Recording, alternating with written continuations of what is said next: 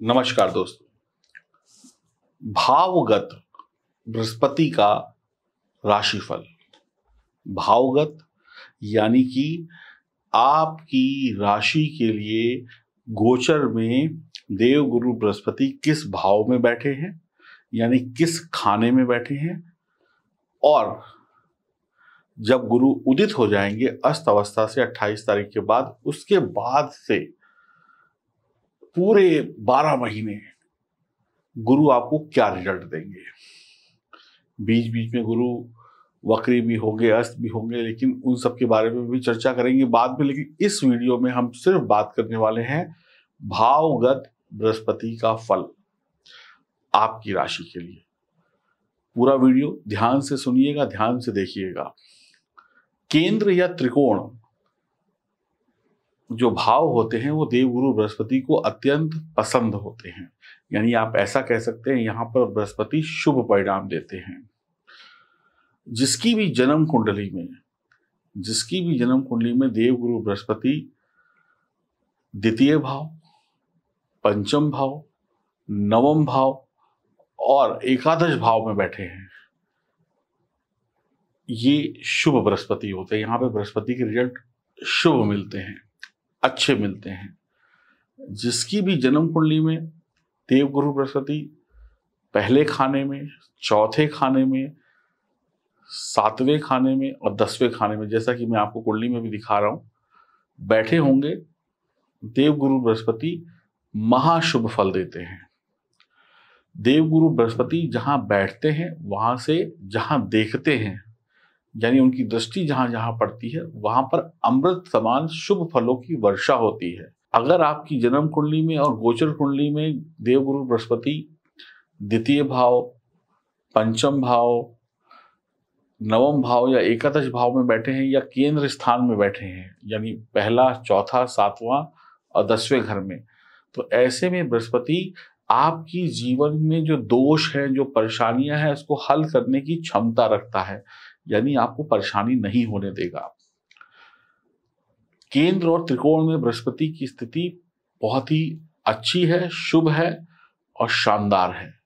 समाज में, जिस दुनिया में हम रहते हैं, वहां पर प्रशासन में जहां पर हम काम करते हैं, सरकार से जुड़े हैं, क्योंकि हम उत्तर प्रदेश में रहते हो या दिल्ली में रहते हो, हमको कौन चलाता है? सरकार। तो सरकार से लाभ, शासन प्रशासन से लाभ और समाज में लाभ, जिसमें हम जिन लोगों के बीच में हम उठते बैठते हैं, काम काज करते हैं, परिवार में लाभ।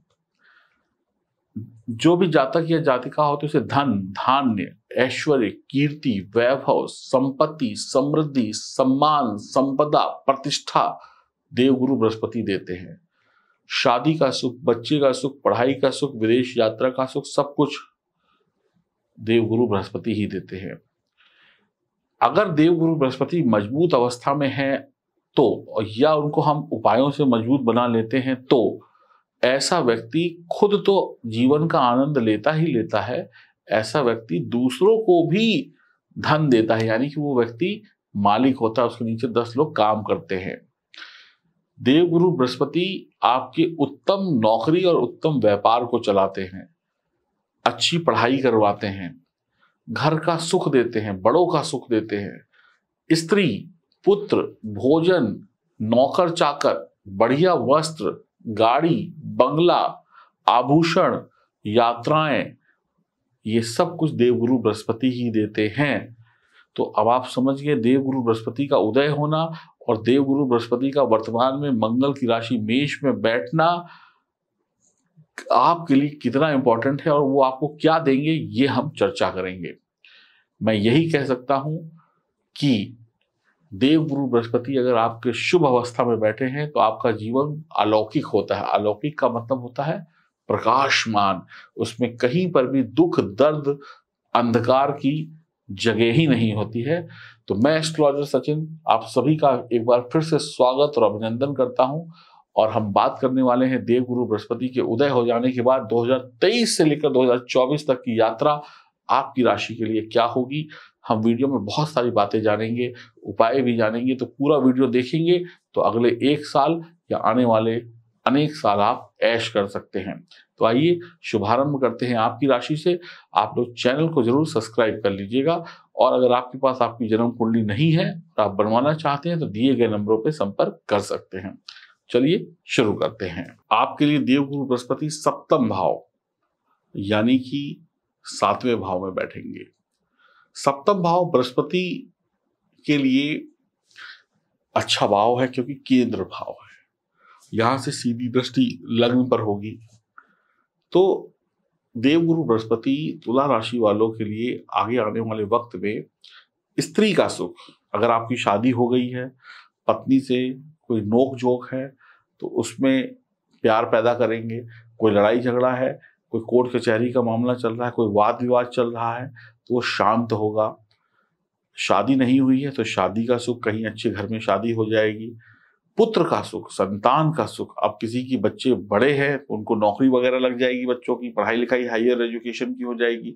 छोटे बच्चे हैं तो उनकी पढ़ाई लिखाई सेहत अच्छी रहेगी, और बच्चे हैं नहीं तो बच्चे आ जाएंगे देवगुरु बृहस्पति के आशीर्वाद से। लेकिन स्वास्थ्य के हिसाब से यहाँ पर देवगुरु बृहस्पति थोड़ा सा परेशान करते हैं, तो अपनी और अपने पार्टनर की थोड़ी सी सेहत का ध्यान रखिएगा। विशेष रूप से सप्तमश बृहस्पति द्वितीयेश और सप्तमेश होकर सप्तम भाव में हो तो स्वास्थ्य के प्रति थोड़ी सी दिक्कत होती है। तो स्वास्थ्य के प्रति आपको थोड़ी सी दिक्कत होगी। कई बार यहाँ पर बृहस्पति आपके पार्टनर, आपके जीवन साथी को दिक्कत दे देता है। हाँ, सबसे अच्छी बात क्या है कि आपका घर बसने वाला है, घर के कलह कलेश दूर होने वाले हैं।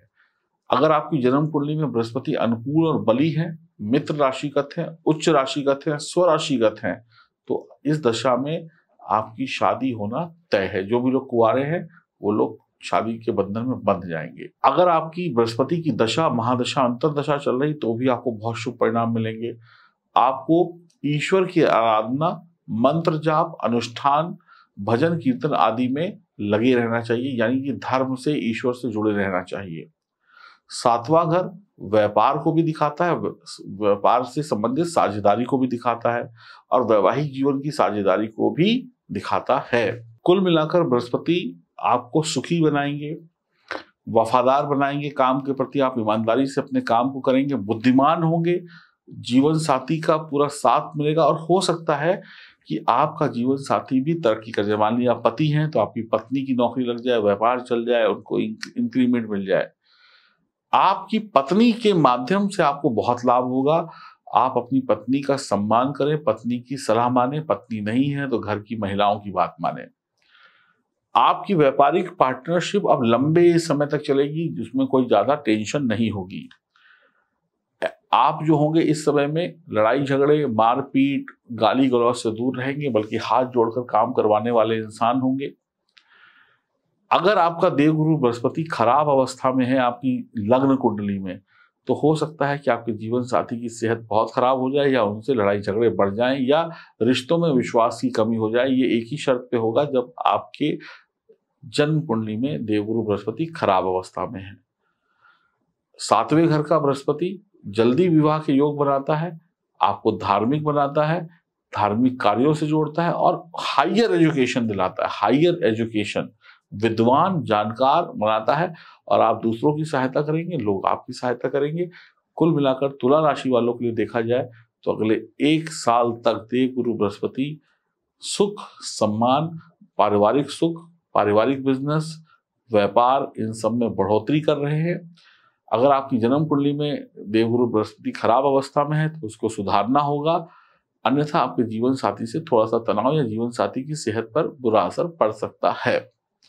देवगुरु बृहस्पति को सही रखने के लिए आपको क्या करना है? सबसे पहले अपनी जन्म कुंडली की जांच करानी है। जन्म कुंडली की जांच कराने के बाद यह तय होगा कि देवगुरु बृहस्पति कितने खराब हैं, उनको किन उपायों से सही किया जा सकता है। तो सबसे पहले जन्म कुंडली की जांच कराइए, दिए गए नंबरों पर संपर्क करिए। दूसरी बात, अगर आपके देवगुरु बृहस्पति खराब है और आप एक सामान्य उपाय चाहते हैं, जनरल उपाय, तो मंदिर जाइए। मंदिर में जो पुजारी होते हैं, सच्चे साधु होते हैं, संत होते हैं, उनके पैर वैर दबा के उनसे आशीर्वाद लीजिए, देवगुरु बृहस्पति का आशीर्वाद मिलेगा।